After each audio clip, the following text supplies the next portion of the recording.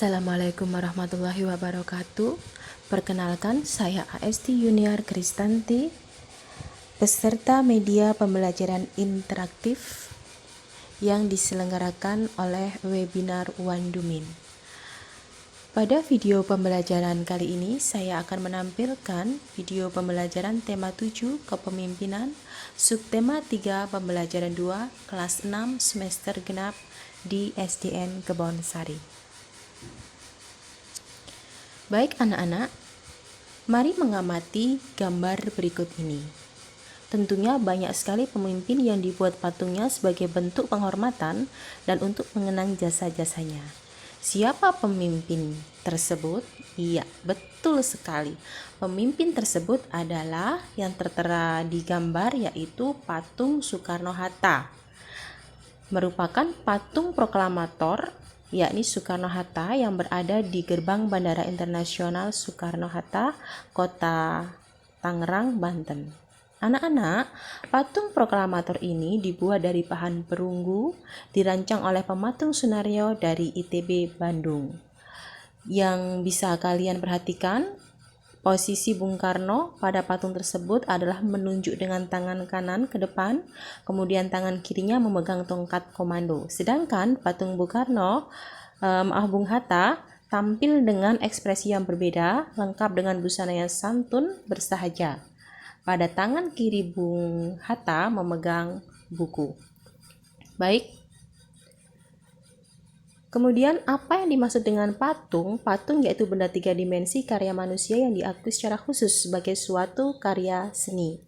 Jenis-jenis patung banyak sekali, patung religi, patung monumen, patung arsitektur, patung dekorasi, dan patung seni.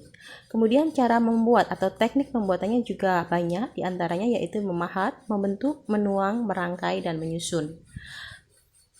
Berdasarkan penjelasan yang telah saya berikan tadi, coba siapakah tokoh yang diwujudkan dalam bentuk patung itu?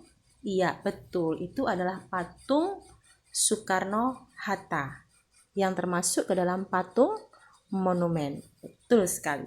Kemudian apa bahan pembuatannya? Pasti kalian sudah bisa ya. Kemudian menurut perkiraanmu bagaimana cara pembuatan patung itu? Berikut ini adalah contoh lain selain contoh patung monumen tadi. Ini adalah patung si Gale-Gale. Perhatikan anak-anak, patung si Gale-Gale ini dapat kalian jumpai di Pulau Samosir. Berdasarkan gambarnya, coba tentukan patung ini terbuat dari bahan apa, kemudian tekniknya bagaimana. Pasti kalian bisa jika sudah mendengarkan penjelasan Bu Esti dengan baik. Patung ini juga bisa bergerak anak-anak.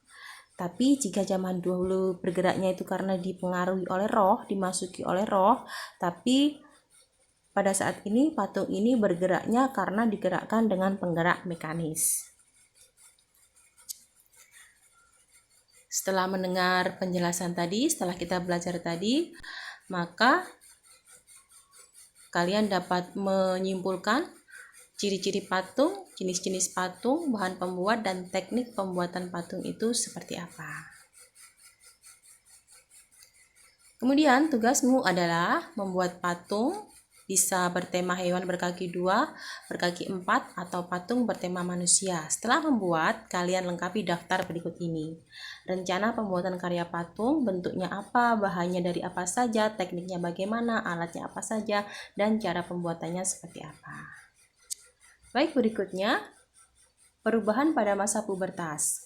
Pada tahapan perkembangan dan pertumbuhan manusia umumnya terbagi menjadi balita, kanak-kanak, remaja, dewasa, dan usia lanjut. Kemudian pada masa remaja merupakan peralihan dari masa anak-anak menuju masa dewasa. Ya, pada awal masa remaja kita mengalami masa pubertas. Pada masa ini terjadi perubahan pada tubuh baik yang terlihat maupun tidak. Di dalam tubuh, hormon reproduksi mulai dihasilkan.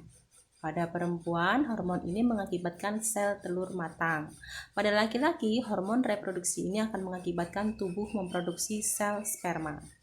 Anak-anak, jika sel telur dan sel sperma bertemu, dapat terjadi pembuahan dan tumbuh menjadi bayi. Kemudian, Bila sudah memasuki masa pubertas, ciri-ciri lain yaitu pada anak laki-laki akan mengalami yang namanya mimpi basah, kemudian tumbuh jakun, kemudian tumbuh bulu halus di daerah tertentu, terutama di daerah yang lembab, kemudian terjadi perubahan suara yang membesar, dada bidang.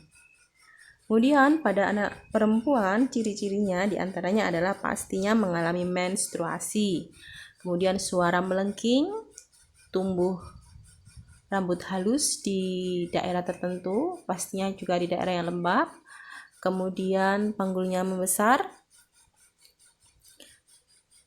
itu ya. Berikutnya, tugasmu adalah persiapan apa yang harus dilakukan untuk menghadapi masa pubertas, diskusikan bersama kelompokmu yang telah Ibu bentuk. Kemudian masih bersama kelompokmu juga, buatlah karya berupa peta pikiran berisi persiapan apa saja yang harus disiapkan untuk menghadapi masa pubertas sesuai hasil diskusi kalian tadi. Kalian bisa menghiasnya, mewarnai peta pikiran itu seindah dan semenarik mungkin. Semangat belajar, sampai bertemu pada pembelajaran berikutnya. Terima kasih. Wassalamualaikum warahmatullahi wabarakatuh.